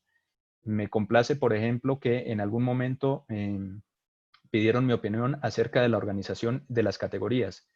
Y yo me acuerdo cuando tenía algunos chicos de 17, 18 años compitiendo y los torneos se hacían con todas las categorías. Entonces un día tuve la oportunidad de hablar con un organizador y él le transmití, le dije, mira, se está formando un ambiente social que no es conveniente porque los chicos de 18 años están pendientes de las niñas de 12 años y eso a todas vistas no está bien. Afortunadamente el mensaje fue bien recibido y desde ahí se empezaron a organizar las categorías en lugares diferentes o en momentos diferentes. Entonces todo ese tipo de aportes hacen que realmente avancemos en la formación de esos deportistas. Entonces, completamente de acuerdo con lo que plantea Wilson, hay que dosificar esa cantidad y calidad de esas competiciones, priorizando, por supuesto, la enseñanza. Gracias, Jorge. Bueno, creo que ahí le dio respuesta a la pregunta que tenía Rubén Teodovisa de que cuántos partidos debería jugar un niño en la categoría 12 años. Creo que ahí la respondiste. No sé si alguien tenga otra pregunta. Aquí no veo alguien que esté levantando la mano o preguntas en el chat. No veo más. Creo que el tema fue bastante claro. Mientras alguien pregunta, voy a hacer una cuña. Y esa cuña es el libro de Jorge. Para los que no lo tienen, nosotros lo dimos en algunos cursos, talleres que hicimos, incluíamos en la descripción el libro. Es un libro, como él lo mostró en la presentación, donde tiene bastante información importante para poder organizar y planificar muy bien nuestro trabajo. Entonces, se lo recomiendo. Cualquier cosa al interno con Jorge se pueden comunicar para que les haga llegar este libro con un descuento especial a todos los entrenadores. No sé si alguien quiera hacer alguna pregunta, algún aporte que tenga al respecto de la conferencia de Jorge. Estuvo tan buena que nadie tiene preguntas, vea, todo el mundo entendió eso, está perfecto porque vemos que la charla fue muy clara, muy concisa y creo que nos obliga a eso, a seguir capacitándonos, a seguir trabajando, a seguir escribiendo. ¿Alguien está interviniendo? Ferchita, si me permite un aporte más. Claro que sí, dale, Wilson. Son dos cosas. Yo creo que la carrera de un entrenador se puede definir de dos formas particulares. A veces nos dejamos guiar mucho por el rendimiento deportivo, por los resultados y la competencia. Y a mí me parece, y yo llevo toda mi vida trabajando en competencia, pero el logro que más me gusta tener y del que más disfruto es cuando mis jugadores llegan a 40, ya llegan mis jugadores a 40, ¿sí? 45 años y siguen jugando. O sea, cuando yo logro generar un deportista que va a estar toda la vida dentro de nuestra industria, yo creo que ese logro es más importante. Y ese logro depende de nosotros cuando trabajamos con los niños pequeños. Yo creo que nosotros nos deslumbramos mucho por la competencia y eso genera mucho del fracaso competitivo de nuestros niños a temprana edad. Y la verdad es que para mí, que el niño juegue después sin necesidad de competir o haciendo competencias recreativas, tiene un valor aún más importante. Eso era todo, Fer. Gracias. Wilson, yo complemento lo suyo también con la experiencia de lo que decía el tema de la calidad de vida. Yo he tenido deportistas, lo nombramos estos días, Manuel Arias, un excelente jugador, muy habilidoso, sigue jugando y es un gran profesional, es odontólogo en este momento. Hay otro muchacho también de Manizales, Nacho, muy buen jugador también, habilidoso, compitió, se fue para Panamá, estuvo compitiendo a nivel de Challengers y descubrió su vocación gracias a la disciplina que se le dio en el tenis al golf y ahora es profesional de golf. Entonces lo que nosotros estamos haciendo aquí es formación de vida, si respetamos los procesos y evitamos esa deserción temprana haciendo el trabajo como se debe hacer. Bueno, Jorge, no sé si quieras complementar algo más. Miremos a ver si en el chat tenemos de pronto preguntas. No creo que la gente Muy de acuerdo con esa apreciación y sobre todo que entendamos que el rendimiento deportivo no es la única opción. La vida deportiva tiene un límite claro. O sea, lo que yo les decía, el ejemplo de Roger es un caso excepcional, pero hay otros chicos que rinden un solo año o rinden quizá 4 años. Entonces, por eso también la importancia de mantener la formación académica, porque a veces, bueno, lo voy a hablar de las estadísticas, los estudios que se están sacando ahora acerca de los ex deportistas en España. España está atravesando una crisis con los deportistas olímpicos porque no supieron reintegrarse a la vida social después de ser campeones. Incluso muchos de ellos se suicidaron, porque realmente pierden todo ese protagonismo, esa participación a la que eran habituales, a estar en las entrevistas, bueno, y al final se sienten que no son útiles para la sociedad y terminan en esto. Entonces, yo sí insisto mucho en esa formación académica de los chicos, porque el tenis, de hecho, en otros países se basa precisamente en las universidades. Y nosotros acá a veces consideramos que no se pueden llevar las dos cosas al tiempo. No, todo lo contrario, debemos fomentar la formación académica porque una cosa complementa a la otra. Un buen deportista realmente puede ser un muy buen estudiante y la parte académica sí o sí lo va a hacer mejor deportista.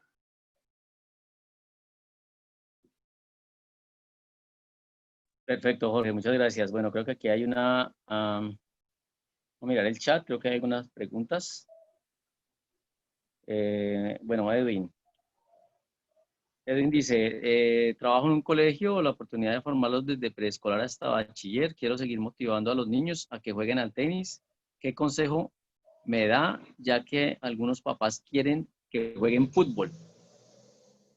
Bueno, en esta parte, yo realmente en las edades tempranas fomento que jueguen otros deportes, porque eso va a complementar, y más cuando son deportes tan afines como el mismo fútbol. Yo promuevo mucho la práctica del fútbol, de la gimnasia, incluso de la natación. La natación es otro de los deportes para toda la vida, o sea, no es solo la parte competitiva, de hecho, la natación te puede salvar la vida en unas vacaciones, te vas a una piscina, a un río, si no sabes nadar, pues sencillamente tu vida es la que está en peligro.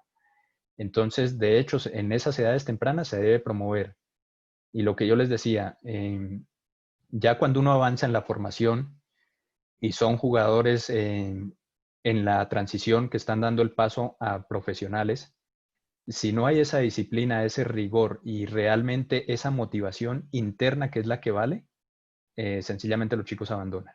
Porque ser deportista de alto rendimiento no es para cualquiera. Hay que tener vocación y hay que tener demasiada motivación. Por eso, esas son dos características fundamentales para lograr deportista de primer nivel. Y por eso hay que reconocerlo, que no todos realmente tenemos la opción de llegar a esos máximos niveles. Cuando uno promueve tanto esa presión, uno se da cuenta que realmente los padres no supieron o no tuvieron la oportunidad de competir a ese nivel.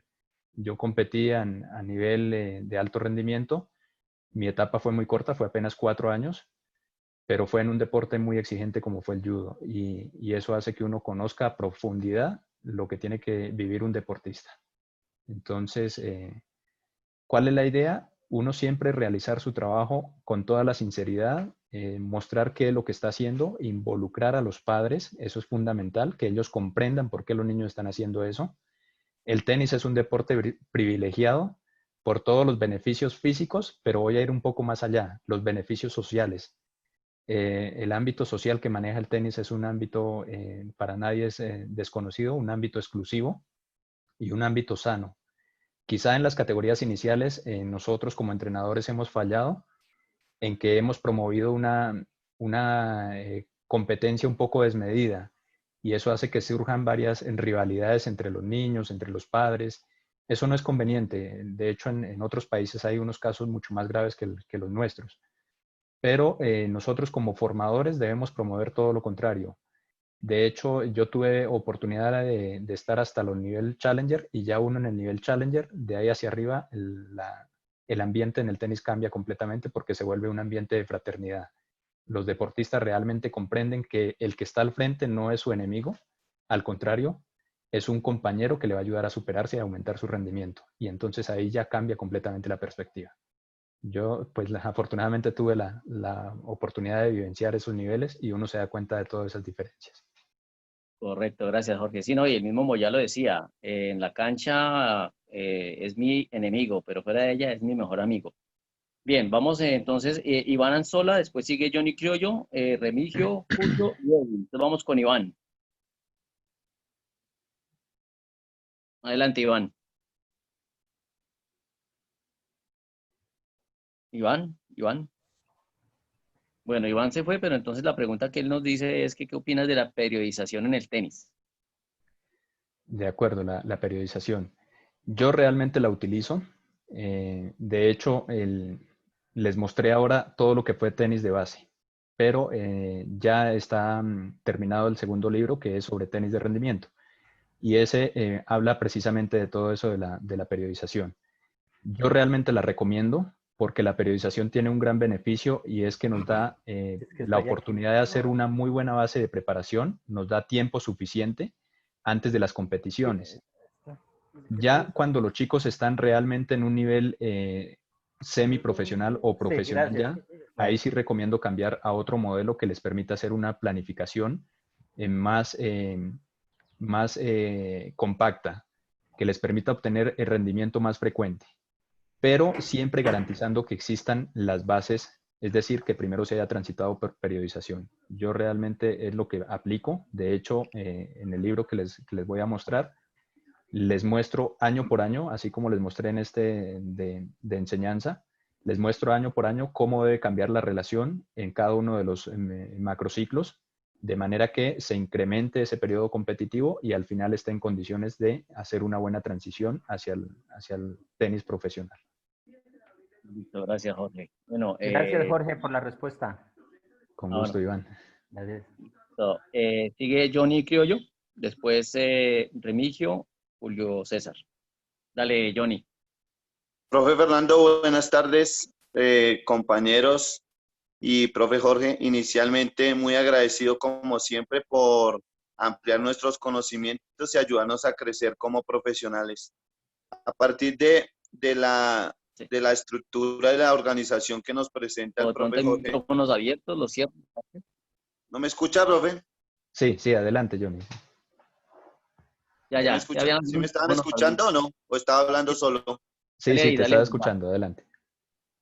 Profe, a partir de la propuesta del sistema de evaluación que nos hace, pues a mí me surge una duda y es con base en las etapas que nos propone y en el desarrollo cognitivo, físico y psicosocial que nos propone Piaget y José María Callegal, teniendo en cuenta que el tenis es un deporte de habilidades abiertas, ¿cuándo y en qué momento se podría hacer esa evaluación? Porque pues si bien es cierto, un niño de pretenis o un niño de 5 o 6 años, como lo menciona en su primera etapa que estructura usted, podría tener quizás la habilidad de en 6 meses de hacer lo que otro niño que no tenga las mismas habilidades lo puede hacer en un año. Entonces, ¿cómo y cuándo usted puede hacer esa evaluación y cómo la haría? O sea, ¿cuáles son esos componentes o esos criterios que usted tendría en cuenta? Vi ahí que decía que unos test pedagógicos, sin embargo, pensaría que eso es muy subjetivo, ¿no? Más como a nivel cuantitativo. Y pues como hay que evaluar las habilidades técnicas, tácticas, físicas, cognitivas, entonces quisiera que me ayudara en eso. Gracias, profesor. Bien, de acuerdo. La evaluación debe ser integral, o sea, para yo realmente determinar cuándo puedo avanzar un chico de categoría, determinar sus habilidades, su pensamiento, la capacidad de concentración, todos esos son elementos que se deben valorar de forma integral. En las edades tempranas, ¿qué se propone? Una evaluación de las habilidades del niño, habilidades motrices, y eso le va a dar uno un conocimiento bastante cercano del desarrollo motor y de la experiencia motriz del amplio repertorio o bagaje que tenga el niño. Y eso va a ser fundamental para que yo lo ubique en una categoría o en la otra. Si el niño tiene habilidades superiores y yo lo ubico en un grupo inferior, sencillamente se va a cansar y no va a querer estar ahí. Pero si al contrario me voy al otro extremo y lo pongo en un grupo que ya no tiene posibilidades, se va a sentir frustrado. Entonces hay que tener todo a su medida. Determinarlo no es sencillo, hay que tener mucha habilidad. De mi parte, ¿qué hago? La valoración de las habilidades y el pensamiento del niño, o sea, la capacidad de concentración de ese niño. Hay algunos niños que rápidamente pierden esa capacidad de concentración, hay otros que la sostienen más tiempo y eso da un indicador bastante acertado de su nivel de desarrollo. Eso unido a los demás componentes, al desarrollo físico, si es un niño que tiene un buen desarrollo físico, de sus capacidades de fuerza, rapidez, resistencia, que ya está en condiciones de avanzar a la siguiente categoría. De lo contrario, aunque tenga esa habilidad, yo debo potenciarla, pero tratar de que adquiera los demás componentes que le faltan. Si le falta dominio técnico, dominio táctico, y una vez logre eso, puedo avanzarlo. ¿Qué pasa? Que en esta estructura que yo les estoy presentando está el año planificado, pero usted bien dice, puede ser que el niño lo logre antes, en cuestión de 6 meses. Si ya lo logró en 6 meses, no hay por qué retenerlo, hay que avanzarlo a la siguiente categoría. Esa evaluación debe ser integral. Profe, pero es decir que esa evaluación no está escrita, ¿no? O sea, no está estandarizado que el niño a los 6 meses a nivel motriz tendrá la capacidad de realizar movimientos de coordinación dinámica general. O sea, no está algo estipulado, sino es más a criterio de uno como profesor. O sea, dentro de la estructura que presenta, profe. Sí, hay unos criterios de evaluación. A nivel general están establecidos unos logros por las edades, ¿no? Que eso es lo que establece Piaget acerca del desarrollo de los niños. Hay unos logros claramente establecidos a nivel motor.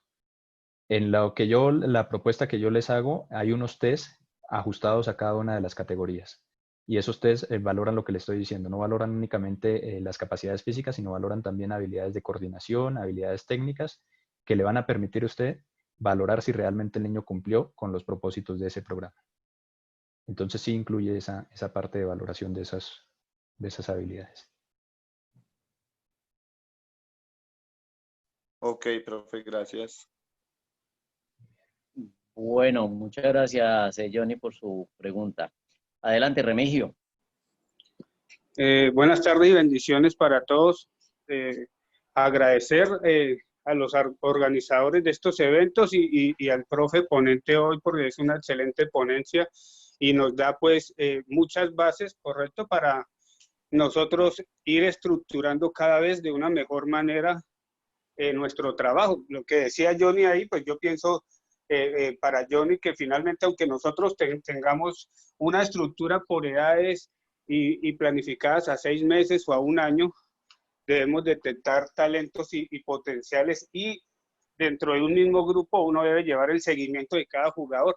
Así que nosotros nos vamos dando cuenta si lo va a hacer más lento o lo va a hacer más rápido y de acuerdo a eso se le va aumentando o se le va dando el tiempo para que cumpla con los objetivos. Por otro lado, quería aportar que nosotros como entrenadores, nosotros vivimos la misma experiencia que un jugador, las diferentes etapas, y nosotros logramos avanzar como con este tipo de conferencias, logramos avanzar como profesionales. Cada vez los apasionados por este deporte buscamos mejorar nuestro producto y nuestra calidad cada día. Yo estoy hace 1 año y medio prácticamente aquí en Panamá. Ustedes conocen la historia del tenis panameño y realicé unas capacitaciones iniciando esta cuarentena. Llegaron 3 o 4 profes panameños. Hay una problemática, no hay jugadores, pero no hay profes que se quieran capacitar. Y dicha problemática, pues la raíz es la falta de capacitación y conocimiento de los entrenadores. Cuando en Colombia llevamos rato realmente evolucionando, yo pienso que en los últimos 10 años hemos evolucionado mucho los entrenadores y obviamente se ven los resultados en los jugadores. Sé que hay entrenadores que están viviendo su etapa de crecimiento profesional, pero estos entrenadores, al igual que los jugadores, vienen con unas camadas buenas de jugadores. E igual, estamos creciendo y realmente no tenemos que ser, como dice la palabra de Dios, tan solo oidores. Yo conozco entrenadores ITF 3, pero que un entrenador apasionado ITF 1 lo sienta, porque aunque no ha hecho los otros cursos, pero es más apasionado y más metido con lo poco que aprendió, es capaz de llevarlo a la cancha, de llevarlo al campo para estructurar entrenamientos, clases, periodos y estructuras de entrenamiento. Así que yo pues realmente muy agradecido y entiendo que nosotros como entrenadores y como profesionales estamos haciendo una carrera que en algunos va a dar obviamente más frutos que en otros, pero si creamos una estructura de enseñanza y metodología, daremos grandes frutos. Así que muchas gracias. Excelente, el aporte realmente esa es la intención. Yo decía que quien se atreve a enseñar nunca debe parar de aprender. Y ese es el espíritu de los verdaderos entrenadores. Cuando uno se preocupa por superarse, por mejorar cada día más, eso es lo que nos mantiene con vida, es la motivación. Realmente cuando uno sienta que ya todo está realizado, pues prácticamente no hay razón para vivir y eso no debiera ser así. Uno debe siempre buscar la perfección, tanto a nivel profesional como a nivel personal y espiritual. Entonces, gracias por ese aporte. Bueno, gracias, Remigio. Complementando ahí un poquito el tema de la capacitación, y lo dice Remigio, hay que ser apasionados del tema, del tenis.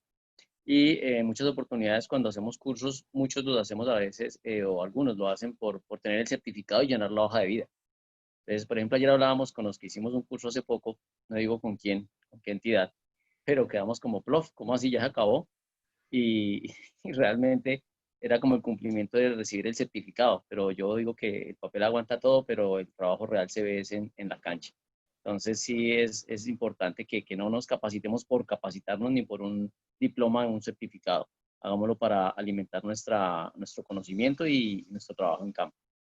Adelante, Julio.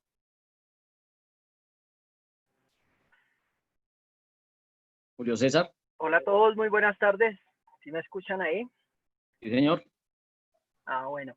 Bueno, primero felicitarlos por la conferencia. Muy bien los temas que se abordaron, sobre todo que yo he leído muy bien el libro de Jorge, porque lo tengo y muy buen libro. Tiene cosas bien interesantes que le aportan a los entrenadores. Yo lo que quiero hacer como un pequeño aporte con respecto a lo que hablaban ahorita de los jugadores, de la parte de rendimiento. Realmente a quienes se deben formar antes de formar jugadores es a los entrenadores. Lo que acaban de hablar ahorita es súper claro y es importantísimo poder formar los entrenadores para que logren evolucionar a llevar jugadores como los queremos. ¿Sí? No siempre son jugadores de rendimiento, no todos van para el mismo lado. Entonces, desde la base, ¿qué es lo importante? Yo desde que tuve la fortuna de entrar a la universidad, desde el primer semestre, empecé a aprender unos conceptos muy buenos de formación y creo que son los que me han llevado al triunfo y a la gloria de cada uno de los jugadores que he tenido en mis manos en todos los niveles. Y nunca he podido encontrar ni definir un entrenamiento integral. Sí, o sea, esa palabra yo creo que pues es una de las dos preguntas que tengo para Jorge y que sí me gustaría que después de más de 15, 20 años no he podido encontrar la definición de un entrenamiento integral para un jugador, me la explique, porque ese es un concepto que yo lo he escuchado a Jorge muchas veces y me gusta porque él lo trabaja muy bien, pero yo no he podido todavía desarrollar eso y me gustaría que me explicara cómo hacer, esa es la primera pregunta que tengo, cómo trabajar un entrenamiento integral en un jugador en todas sus etapas. De acuerdo. Y ya le pregunto la otra mientras haces eso. Sí. ¿A qué nos referimos cuando hablamos de formación integral? Estamos hablando de todos los componentes de la preparación, sea a nivel técnico, a nivel físico, táctico, psicológico, teórico, ético. Esas componentes se deben desarrollar primero de forma aislada, pero cada uno de esos componentes se evidencia en los demás. Por tanto, al final el deporte es uno solo. Y cuando nosotros hablamos de formación integral, estamos hablando de no centrarnos en un campo exclusivo, únicamente la técnica, únicamente la preparación física y olvidarnos de los demás campos. Por supuesto, como concepto a veces resultaría confuso o a veces algunos dirían poco factible en la realidad. Pero de hecho, la forma de trabajar ya avanzando un poco hacia el entrenamiento es eso precisamente. Primero creamos unas bases físicas, luego hacemos un perfeccionamiento a nivel técnico. Ya cuando un deportista ha transitado por todas estas etapas, tiene una base técnica que le permite realizar toda esa preparación en los niveles, en los niveles superiores. Y lo que hacemos al final cuando estamos en la etapa competitiva es integrar todos esos elementos. esos elementos deben estar presentes de alguna manera en cada entrenamiento. A eso le llamamos un entrenamiento o una formación integral. Ese es el concepto de trabajar todos los componentes sin olvidarnos de alguno de ellos. ¿Lo puedo respaldar un poquito? Listo, Julio, la segunda. Se quedó. Está Julio. sin el audio. Julio, prende el audio. Listo, profe. Ah, chévere, ya, es que se me apagó. Es que como lo hablo es por una cosa. Yo no lo he podido encontrar la palabra de formación o entrenamiento integral por una razón. Desde que inicia el proceso de entrenamiento de los niños, desde las edades base, 3, 4, 5, 6 años en adelante, en todas las áreas deportivas, porque yo lo que manejo es global, generalizado en los deportes. Lo que tú decías ahorita, Jorge, me gusta porque es que trabajen todos los deportes para especializarse luego en el que mejor se sientan los niños o en el que quieran encaminarse, ¿verdad? Juegue lo que esté haciendo, lo que lo desarrolle. Pero nunca he podido encontrar esa parte integral, por eso te hice la pregunta para ver cómo la voy a buscar después de 15, 20 años de universidad, poderla adaptar a mi trabajo. No he podido todavía por esa razón, porque todas son muy específicas las edades y Johnny lo hablaba ahorita. Lo que Johnny dijo ahorita también es muy acertado y parte de ahí yo creo que de esa misma pregunta que quería hacer Johnny del aporte es cómo manejar esa parte integral cuando los niños tienen unos procesos diferentes, cuando los niños hay, como lo hablabas, hay unos con más habilidad, con mejores condiciones. Entonces, si uno empieza a programar todo lo que queremos hacer con los niños, pero no se puede llamar formación integral. Tenemos que buscarle, para mi concepto, otro detalle, otra palabra que sea más acorde a la función de formar un niño, ¿sí? Cuando hablamos de integral, no es integrar, o sea, no coordina. Yo lo he tratado de localizar por ahí. Y mi segunda pregunta va con respecto a eso. Si tú en esa formación integral trabajas así en el libro y lo manejas, porque en el libro yo lo conceptualizo de otra manera, pero tu formación y lo que tú nos presentas es eso. ¿Cómo hacemos para trabajar esa formación integral exclusivamente en las edades tempranas de 3 a 6 años, a 7 años, que es la bola roja? ¿Cómo trabajar esa formación integral?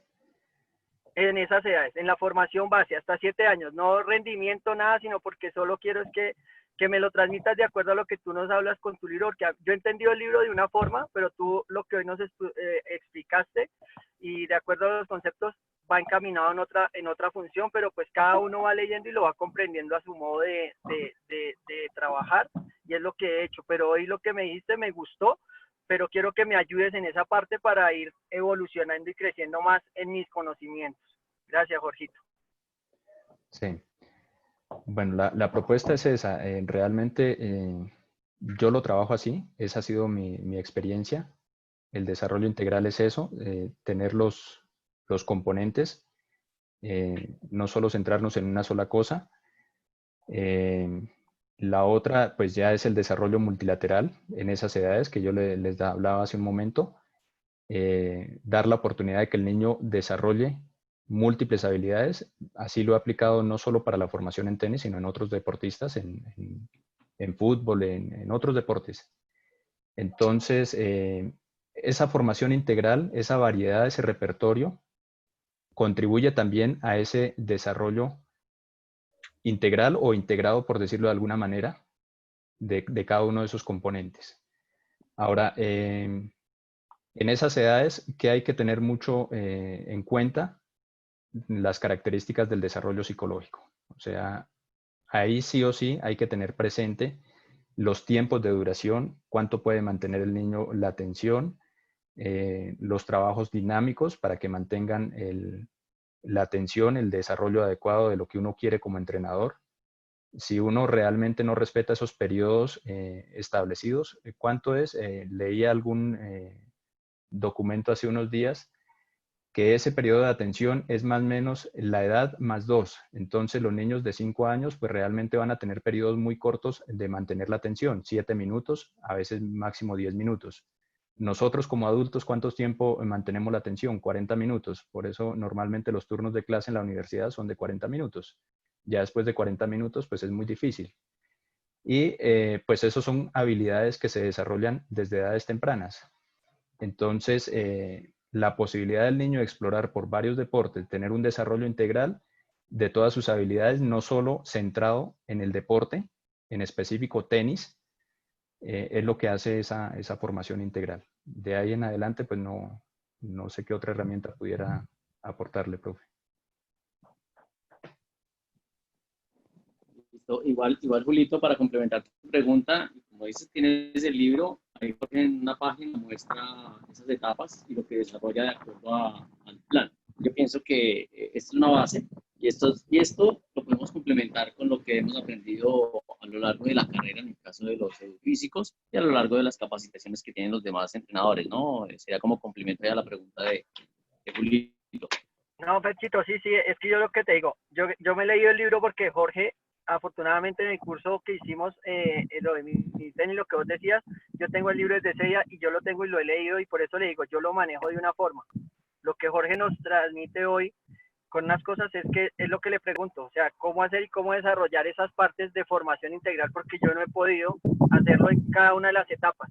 Sé que él lo puede manejar, de acuerdo a lo maneja de esa forma, pero yo nunca he encontrado la palabra integral, ponerla en el concepto de manejar mis jugadores. Yo manejo los componentes físicos, técnicos, tácticos, psicológicos, cognitivos, todos los manejo, de acuerdo a sus edades, los complemento y los aplico, pero no son integrales. O sea, no es integral, eso no es integral. Entonces, para mi concepto, ¿no? Pero por eso le pregunto cómo me puede ayudar y ya me dio unos tips y de los cuales voy a ponerlos en práctica y los voy a hacer para seguir complementando su libro.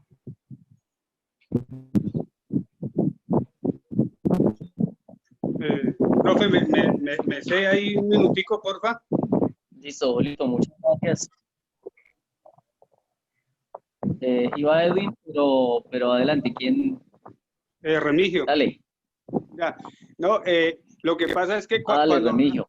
Qué pena, que lo que pasa es que cuando hablamos de formación integral, siempre decimos, ¿de qué me sirve tener un buen deportista si es un gamín en la cancha o en el campo? Y la formación integral hace referencia a que en la etapa que esté el niño, yo como entrenador y mi proceso le dé todas las herramientas que necesita para desarrollarse, pero también le enseña disciplina, respeto. A eso hace referencia una formación integral, que formo al niño en la edad que esté, en el nivel que esté, integralmente, como persona, como individuo, como jugador, como deportista, y alguien que sea de admirar ante la sociedad. Eso es una formación integral. No es que la formación integral es que lo especializo antes que el otro o no.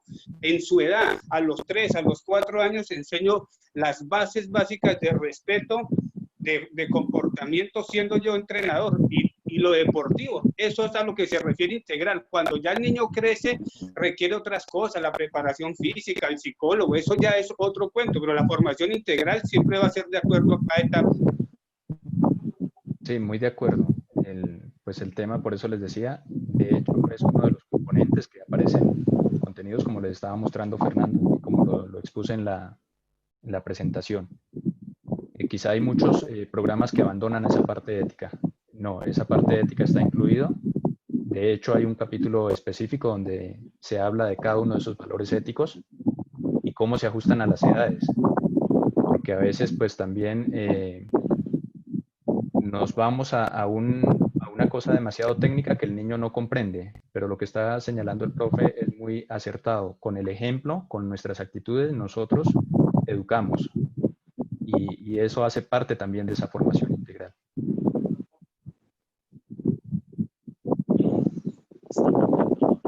Ya vamos cerrando. Está Edwin, que había levantado la mano.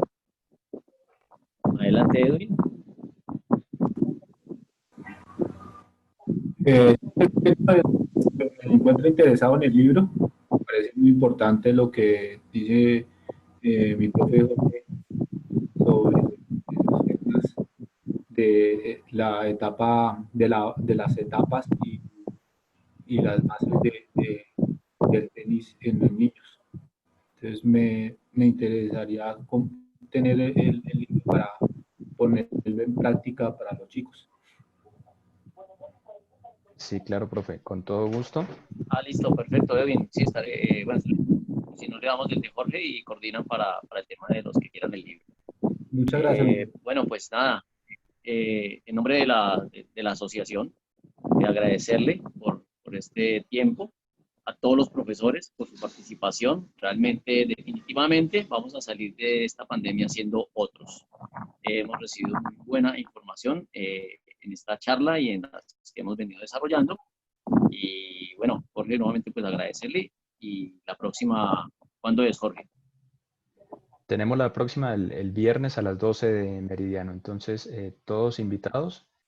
Para mí pues un gusto compartirles esta información y pues de eso se trata, que ustedes le den la utilidad. Esto realmente fue una herramienta diseñada para los entrenadores y por eso de hecho el libro no se consigue en ninguna editorial, en ninguna tienda, porque el propósito es que llegue a las manos de las personas que realmente le van a dar la utilidad que es.